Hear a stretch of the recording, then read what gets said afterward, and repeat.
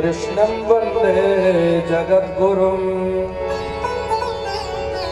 ज्ञानमूलं गुरोः मूर्तिं पूजामूलं गुरोः पदं मन्त्रमूलं गुरोर्वाक्यं मोक्षमूलं गुरोः कृपा। नानासुगन्धिपुष्पाणि यथा कालोद्भवानि च पुष्पाञ्जलिर्मया दत्ता गृहाण जगदीश्वर। भूर्भुवः स्वः श्रीपुराणपुरुषोत्तमाय नमः। व्यासपीठस्थ सर्वेभ्यो देवेभ्यो नमः। श्रीचरणकमलेषु मन्त्रपुष्पाञ्जलिमा। कन्या से चौपाल घरनी बनाओ, कन्या से चौपाल घरनी बनाओ, माला बचन मोर सामने दे, माला बचन मोर सामने दे, माला बचन मोर सामने। बेचारे क्या करें, मजबूरी है उनकी स्वीकृति, उनकी स्वीकृति देना। कन्हैया ने कह दिया सब शर्त तुम्हारी स्वीकार है देवी, चाहे जो तुम कहो सब हम मानते, लेकिन तुम्हारी 7 बात तो मैंने मान लिया, अब हमारी आधी ही मान लो, 4 बात। रुक्मिणी जी ने सोचा बहुत अकड़ दिखाना ठीक नहीं है भाई, समझौता कर लेना चाहिए। जब ये आधे पर आ गए तब समझौता कर लेना चाहिए। कहा ठीक है महाराज बताइए, हमें सब सीखा, आप बताओ आपकी क्या शर्त है। और कन्या का 7 वाक्य है, वर का 4, लेकिन वर के पहले वाक्य में कन्या के 7 वाक्य समाप्त हो जाते हैं, उनकी महत्ता नहीं रह जाती। वर कहता है ना, मदीय चित्तानुगतश्च चित्तम सदा मदाज्ञा परिपालनञ्च पतिव्रता धर्म परायणा त्वं कुर्यात् सदा सर्वमिदं प्रयत्नम। टीकाकार तो आप सब अच्छे ही हैं विद्वान, तो कहने की बात नहीं। वर कहता है मदीय चित्तानुगतश्च चित्तम, मेरे चित्त के अनुसार तुम्हारा चित्त होना चाहिए। कतौ से हम जरा तोपा आई तो तू तन्न मन नहीं कह सकती। अगर कुछ कहना है तुमको मुझसे तो पहले मेरे मूड को समझना पड़ेगा कि हम कहिए इस समय कुछ बात की न कहें, इस समय इनके मूड ठीक है कि नहीं, पहले मूड समझा। क्यों बाबू साहब? लेकिन मदीय चित्तानुगतश्च चित्तम, हमेशा मेरे चित्त के अनुकूल तुम्हारा चित्त होना चाहिए। तुम्हें कुछ कहना है तो मेरे मूड को समझो।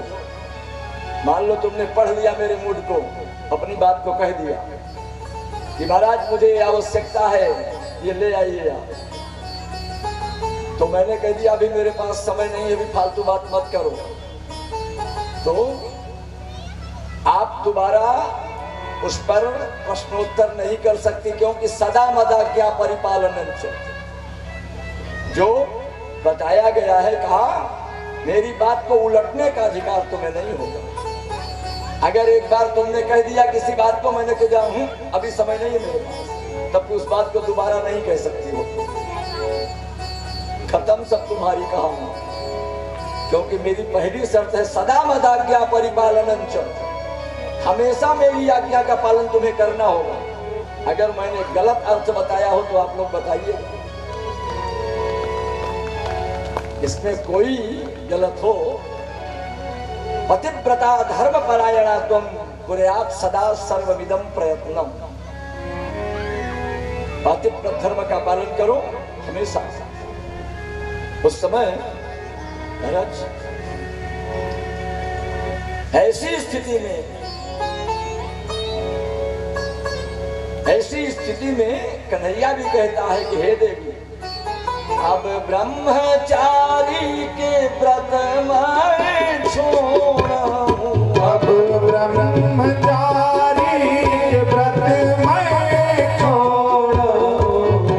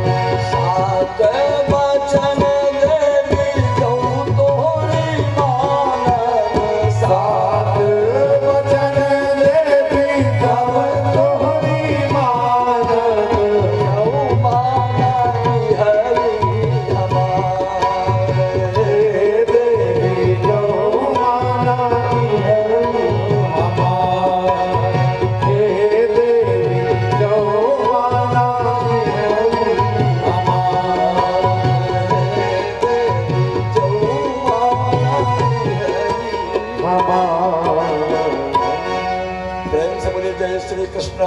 जय श्री कृष्ण। विधिवत विवाह हो गया सांगोपांग कन्हैया का रुक्मिणी का।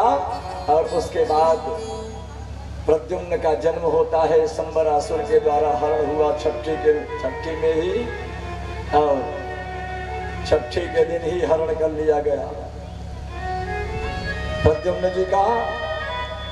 और उसके बाद भगवान की कृपा थी, प्रद्युम्न जी साक्षात कामस्तु वासुदेवांशो, भगवान वासुदेव के अंश है वो, साक्षात काम है जो रुद्र के द्वारा भस्म हो गए थे। काम वही आज कामस्तु वासुदेवांशो प्राग दग्धा प्राग रुद्रमन्युना देहोपपत्ते भूयस्तमेवो प्रत्यपद्यतो। जब भस्म हो गए तो वही काम शरीर धारण करके वासुदेवांश से यहाँ प्रद्युम्न के रूप में आए। संबरासुर के द्वारा हरण हुआ छठी में, समुद्र में फेंकवाए गए, मछली निकल लिया। वही मछली ला करके जब जाल में फंस गई, पकड़ी गई, संबरासुर के यहाँ भेंट किया मछुआरों ने। बड़ी विशाल मछली थी कि राजा प्रसन्न हो जाएंगे, इसको दे देंगे। तो जब मछली का खंडन हुआ, बढ़िया सुंदर दिव्य बालक निकला, उसको पाकशाला में भिजवा दिया। पाकशाला की अधिष्ठात्री देवी मायावती थी, जिसने महाराज उसका लालन पालन किया। मायावती कामदेव की पत्नी थी और संबरासुर के पाकशाला की अधिष्ठात्री देवी थी। नहीं तो समझे सबकी मायावती सरकार कहाँ पहुंच गई। प्रेम से बोले जय श्री कृष्ण। जय श्री कृष्ण। ऐसी स्थिति में प्रद्युम्न जी का लालन पालन मायावती ने किया बड़े अच्छे ढंग से, बड़ी जल्दी प्रौढ़ हो गए। जब जवान हो गए, मायावती का चाहती थी प्रद्युम्न जी को, और संबरासुर मायावती को चाहता था। मायावती अति सुंदरी थी, संयोग से अति सुंदरी मायावती चाहती थी प्रद्युम्न को। भगवान ने एक ही साथ वरदान दोनों को दिया, संबरासुर को भी मायावती को भी। सत्याह संत मनोरथा, जाओ तुम्हारा मनोरथ पूर्ण। संबरासुर को भी और मायावती को भी। लेकिन मायावती को मोहनात्मिका विद्या का संचार कर दिया, जिस विद्या के प्रभाव से मायावती संबरासुर को अपने बस में रखती थी। कह देती थी कि तुम वहां खड़े रहना थोड़ी देर, जब मैं आऊंगी तो दोबारा तुमसे बात करूंगी। तो उसकी हिम्मत नहीं कि एक कदम आ गया, वही खड़ा रहता। तब तक प्रद्युम्न जी प्रौढ़ हो चुके थे। नारद बाबा पहुंच करके लगाए लूकी संबरासुर से, बड़ी सेवा करवा रहे हो इनकी, क्या बात है। अरे कहा ऐसे मिल गया बालक, तो क्या करें, कहा यही तुम्हारा दुश्मन है, इसी से भिड़ना पड़ेगा तुमको, यही तुम्हारा शत्रु है मेन। अरे नारद जी जैसे बताए, तब तक संबरासुर ने लिलकारा, और जब संबरासुर ने लिलकारा तब तक प्रद्युम्न जी पक्के हो चुके थे। घमासान युद्ध हुआ, संबरासुर मारा गया और मायावती ने प्रद्युम्न जी को प्राप्त किया। उसके बाद भगवान को झूठा कलंक लगा, क्योंकि भादव शुक्ल चतुर्थी का चंद्रमा देखे थे, जिसको सांप लगा।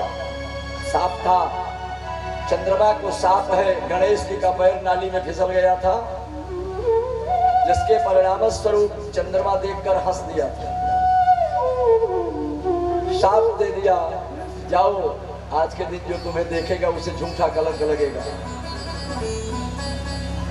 झूठा कलंक उनको लग गया एक दिन। प्यारे सत्राजित भगवान सूर्य की उपासना करके समंतक मणि प्राप्त किया था, जिसके परिणाम स्वरूप उस समंतक मणि 8 भार सोना रोजाना देती थी, कई कुंटल सोना मिलता था। और पहुंच गया कन्हैया के दरबार में। कन्हैया ने कहा भाई बड़ी सुंदर मणि धारण किए हो, अब तो सटाकी पटाकी भूल गई।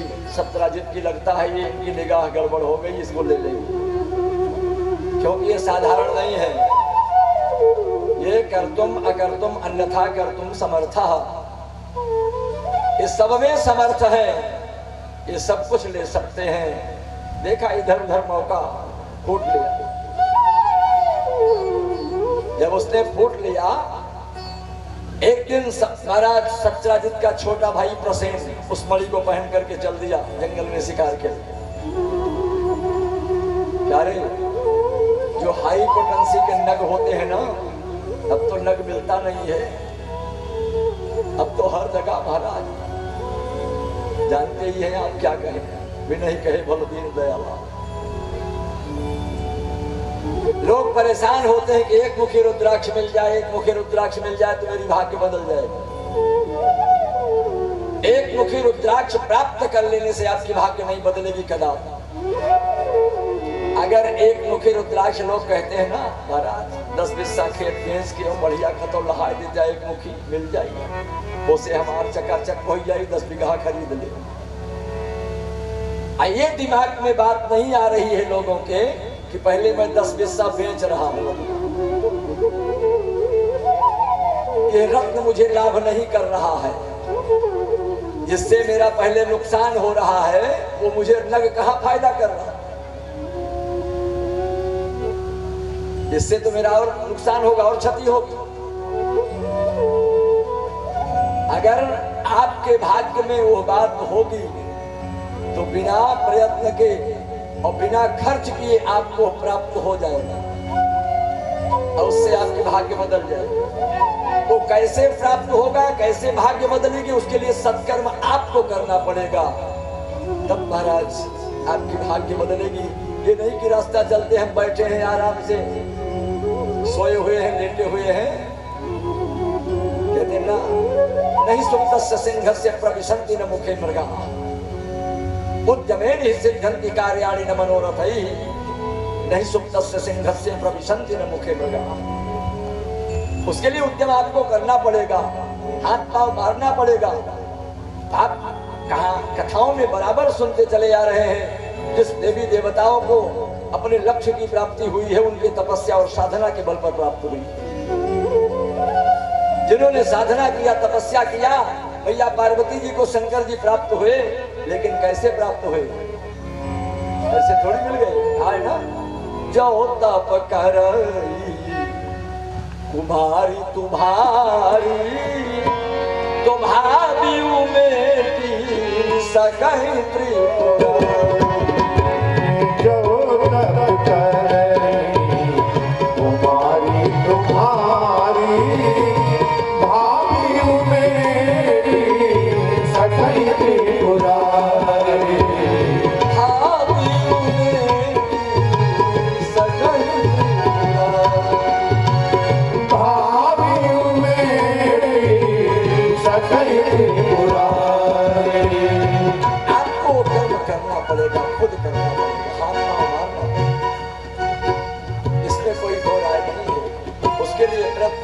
करना पड़ेगा, साधना करनी पड़ेगी, तपस्या करनी पड़ेगी, तब आपका कार्य सिद्ध होगा, इसमें कोई दो राय नहीं।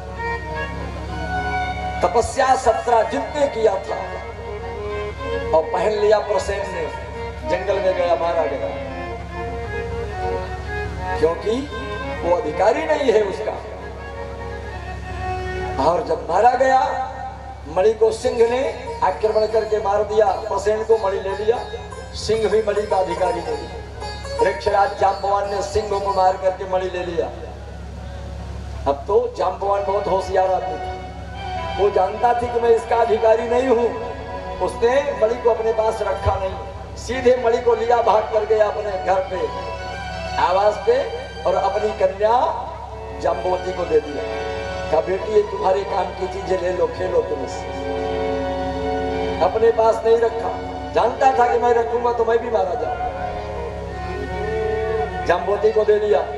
और इधर सत्यजित लोगों से कानाफूसी करने लगा कि महाराज कन्हैया मुझसे मांग रहा तो मैंने नहीं दिया मणि, मेरे भाई को मार करके ले लिया होगा, भाई समर्थ कर तुम अकर तुम अन्यथा कर तुम समर्था। कन्हैया के कान में बात पहुंची, उसने अपनी टोली बनाई, एक पहुंच गया खोज में, जंगल में देखा सिंह मरा, महाराज प्रसेन मरा पड़ा मिला, सिंह प्रसेनमवधीत सिंहो जाम्बवता हतः सुकुमार कुमारोदी तव हे सौस्यमंतकः। तमाम प्रसेन मरा पड़ा मिला, आगे गए, सिंह मरा पड़ा मिला और आगे बढ़े तो महाराज चिन्ह दिखाई पड़ा। तमाम आगे बढ़े, गुफा दिखाई पड़ी। लोगों से कहा अपने साथियों से, भाई रुको यहाँ, मैं अंदर देखूं क्या बात। पहले मुझे वास्तविकता की जानकारी करके आने दो, तब तुम्हें बताता हूं। अंदर घुस गया गुफा, जाम्बवती मणि लिए खेल रही थी, हाथ पकड़ लिया, पकड़ करके हाथ मणि को ले लिया अपने हाथ में। जाम्बवती ने आवाज लगाई, हाथ पकड़ते ही जाम्बवान आ गया साथ। घमासान युद्ध हुआ। महाराज वृक्षराज जाम्बवान का और कन्हैया का 28 दिन तक निरंतर युद्ध चलता रहा।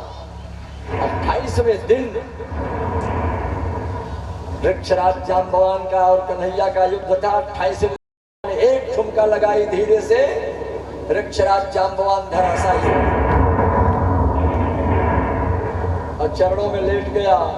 कहा प्रभु आप पहले ही यही कला दिखा देते, 28 दिन से मुझे खिला रहे हैं, खेल कर रहे मेरे साथ। अभी तक मैं पहचान नहीं पाया था आपको, अब पहचान गया कि आप वही त्रेता वाले राम हैं। कन्हैया ने कहा उस समय तुम बड़ी ताल ठोंक रहे थे कि हमारी जोड़ का पहलवान अभी मिला नहीं। जब राम और रावण का युद्ध हुआ था उस समय तुम बहुत फर्क रहे थे कि मेरी जोड़ का पहलवान अभी नहीं मिला, अभी हमारी जोड़ हुई नहीं है, बड़ी भुजाएं फड़का रहे थे। अब बताओ क्या हाल है, एक आध पकड़ और हो सकती है। जाम्बवान ने कहा प्रभु एक एक नस ढीली हो गई, अब हिम्मत ना, एक एक नस हमारी सब ढीली है गई, हमारी उठने की हिम्मत ना है। कहा फिर जाम्बवान ने कहा प्रभु थोड़ा सा, आप भगवान तो है ही है, षडैश्वर्य संपन्न आप हैं, इसमें कोई दो राय नहीं। ऐश्वर्य से समग्र से धर्म से यशस्श्रिय ज्ञान वैराग्य उच्चैव शरणाम भगवती रणः, ये सभी गुण आप में हैं। लेकिन एक बार भरोसा के लिए मुझे उस रूप को दिखा देते, मेरी इच्छा की पूर्ति हो जाती। कन्हैया ने उस रूप को दिखाया, एक बार पूरे व्यापकता से दिखाया उस राम के स्वरूप को। वृक्षराज जाम्बवान को, जाम्बवान चरणों में प्रणाम किया, प्रसन्न हो गया। कहा प्रभु बताइए आज्ञा करिए। कहा मुझे झूठा कलंक लगा है, अब तुम्हारी बात तो मैंने मान लिया, अब इस मणि के लिए मुझे कलंक लगा, इसको मुझे दे दो, इसीलिए मैं परेशान हूं। जाम्बवान ने कहा प्रभु हमारी जितनी संपत्ति है वह खाता, जहां भी कहो, जो भी मेरे नाम संपत्ति हो, चलिए मुझके कचहरी में ले चलिए, मैं उसको बकलम खुद कर दूंगा, आना पाई लिख दो, लेकिन अपनी संपत्ति का मैं मालिक हूं, दूसरे की संपत्ति का नहीं। ये हमारी नहीं है, इसको मैंने अपनी बेटी को दे दिया है, और बेटी का धन कोई लेता है क्या? अब बताओ आप, इस बेटी के धन को मैं कैसे लूंगा? इसे आप स्वीकार करो, एक बात हमारी मान लो, आपका भी काम बन जाए और मेरा भी काम। बताइए, क्या इस कन्या को आप स्वीकार कर लीजिए, इसके साथ ये धन आपके पास चला जाए। कन्हैया ने जाम्बवती के साथ विवाह किया और दहेज में मणि मिल गई उनको। कन्हैया उसी समय सीधे जाम्बवती को लेकर के पहुंच गया सत्यराजित के पास दरबार में, और कहा सत्यराजित से कि राजन, तुम्हें मालूम होना चाहिए जो तुमने मुझे झूठा कलंक लगाया, उस कलंक के मार्जन के लिए गवाही के साथ मैं तुम्हारे पास आया हूं। ऐसे मणि लेकर आ जाता तो तुम कहते अपने पास रखे थे, जब मैंने ढिढोरा पीटा तो दे दिया। इस मणि के नाते मुझको इनके साथ विवाह करना पड़ा, जाम्बवती के साथ, इसलिए इनको गवाही के लिए मैं तुम्हारे पास लाया हूं कि इनसे पूछ लीजिए कैसी घटना। गवाही पेश कर दिया सामने और मणि दिया उनको। सत्यराजित लज्जित हो गया, कहे प्रभु मुझसे गलती हो गई, क्षमा करो। उस गलती के लिए, उस कलंक के मार्जन के लिए मैं अपनी कन्या सत्यभामा को आपको दे रहा हूं, जिससे मेरा कलंक मिट जाए। भगवान ने सत्यभामा के साथ भी विवाह किया और मणि दे दिया सत्यजित ने। कन्हैया ने कहा भाई तुम्हारी कन्या मैं स्वीकार कर लेता हूं, लेकिन इसको तुम रखो, तुम्हारे बाप से हमारी है। प्रभु उसके बाद सत्यजित को मणि लौटा दिया। सतधन्वा बड़ा बेजोड़ आदमी था, उसने अक्रूर से परामर्श किया ये काम की बड़ी चीज है, ये बहकने न पावे, इसको ले लिया जाए। और अक्रूर जो थे वो बहुत होशियार आदमी थे, हाँ हूं में रहते थे, लेकिन स्पष्ट बात नहीं करते। सतधन्वा ने कहा उनसे जरूर, इधर उधर मूड़ी हिलाकर काम निकाल लेते थे। सत्यजित को मार करके मणि ले लिया सतधन्वा ने। अक्रूर जी के पास पहुंच गया कि तुमसे मैंने पूछ करके ये काम किया है। अक्रूर जी हाथ उठा दिए कि महाराज तुम्हें मालूम है उनके दामाद कौन है? द्वारिकाधीश है, उनसे बैर मैं नहीं लूंगा, तुम अपना काम जानो, अभी आते होंगे, भागो मेरे यहाँ से। मणि को फेंक करके सतधन्वा वहां से भागा। तब तक कन्हैया प्रकट हो गए, आ गए और पकड़ करके सतधन्वा का वध किया। अक्रूर जी ने कहा भैया हमारा दोष नहीं है, भागा कर फेंक करके भाग गया वो, इसको आप स्वीकार कीजिए। मणि को अक्रूर जी ने कन्हैया को वापस किया, मणि प्राप्त करके कलंक का मार्जन किया। उसके बाद कन्हैया ने कालिंदी आदि 5 कन्याओं के साथ विवाह किया। ये बहुत बढ़िया श्रीधरी टीका में इसका वर्णन है कि भैष्मी जाम्बवती भामा सत्या भद्रा च लक्ष्मणा कालिंदी मित्रविंदा च अष्टौ पट्टमः स्त्रियः। यही 8 पटरानियां भगवान की हैं, जिनमें भैष्मी रुक्मिणी जी, जाम्बवती सत्यभामा, कालिंदी, मित्रविंदा का एक नाम शैव्या भी है, जिनको शैव्या भी कहते हैं, नागनजिति जिनको सत्या भी कहते हैं, और भद्रा और लक्ष्मणा, यही 8 पटरानियां हैं भगवान की। उसके बाद 8 पटरानियों के साथ विवाह किया। भौमासुर बड़ा विशाल राक्षस था, 16,100 कन्याएं उसके अंतःपुर में छिपाई गई थी। और कन्हैया अपनी 8 पटरानियों के साथ गरुड़ पर आरूढ़ होकर के भौमासुर की नगरी में चढ़ाई किया। सभार्यो गरुड़ारूढ़ा प्राग ज्योतिषपुरम ययौ। प्राग ज्योतिषपुर नगरी में चढ़ाई किया, चढ़ाई करके भौमासुर का वध किया और वध करके 16,100 कन्याओं को वहां से प्राप्त किया। अब कितनी हो गई? 16,108। महाराज जिसके पास 2-4 देवियां हो जाती है महाराज, 2-4 ब्याह जो कर लिए थे, उनके सेवा बढ़ जाएगा थोड़ा सा, उनकी थोड़ी सी सेवा बढ़ जाती है। और ढेर जने महाराज 2 ब्याह कर लिए हैं तो फिर चाय के दुकानी पर समय पास करो थी महाराज, कैसे सब सोई जाते तो जाए तो ठीक है।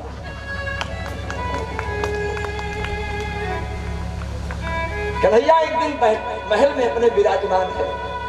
महारानी रुक्मिणी जी बड़े प्रेम से तलुआ सहला करहिचित सुखमासीनम स्वतल्पस्थं जगत गुरुम पतिम पर्यचरत भैष्मी व्यजनेन सखी जनैः। पतिम पर्यचरत भैष्मी व्यजनेन सखी जनैः। हर एक कथा भागवत की बड़ी मार्मिक है और बड़ी रोचक है। मैं तो तारतम्य सूचीबद्ध क्रम से केवल संकेत करते हुए चल रहा हूँ, विस्तार नहीं कर रहा हूँ। लेकिन कथा कोई भी एक प्रकरण आप नहीं बता सकते कि स्पर्श न हुआ। पूरा आद्योपांत तो परीक्षित मोक्ष तक कथा आपको सुनने को मिलेगी। जो शुरू से आ रहे हैं उनको ऐसा नहीं कि कई एक प्रकरण छूट जाए, पर अंतर इतना ही है कि कहीं सूत्र बताते, सूत्रपात करते हुए और कहीं थोड़ा सा समास विस्तार कर देते हैं।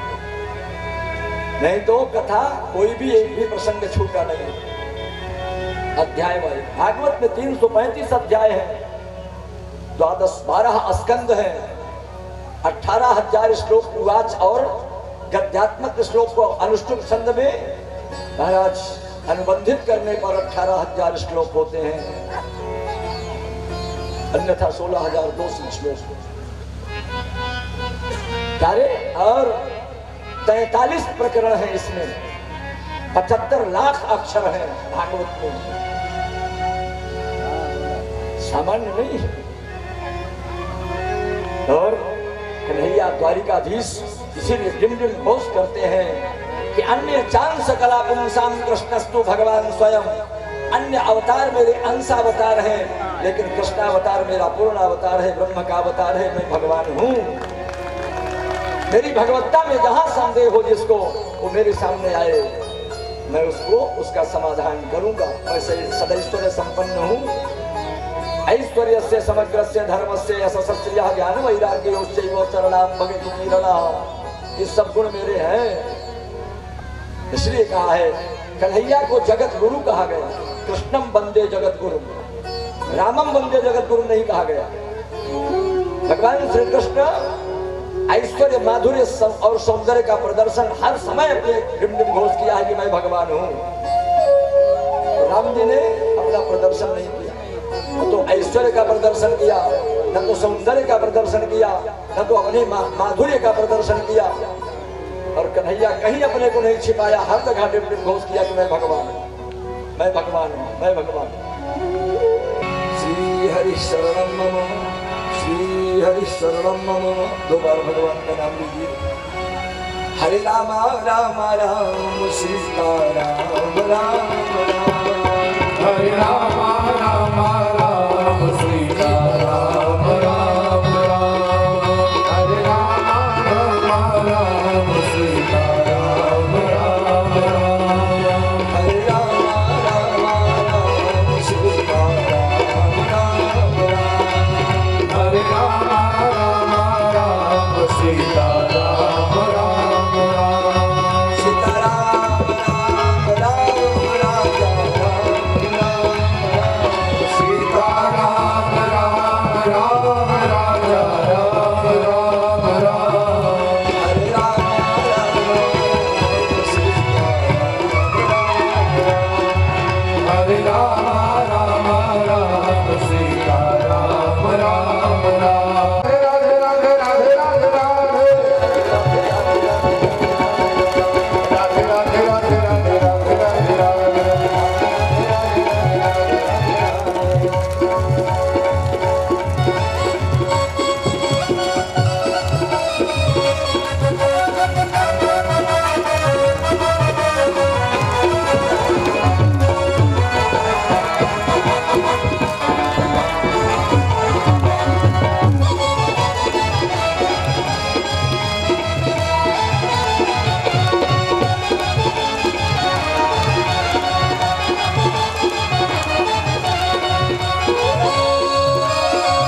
श्री गंगा मैया की, श्री त्रिवेणी महारानी की, तीर्थराज प्रयागराज जी महाराज की, श्री अक्षय वट भगवान की, श्री नागवासुकी भगवान की, सब ग्रंथन के, सब तीर्थन के, सब संतन के, सब गुरुवन के, सब विप्रन के।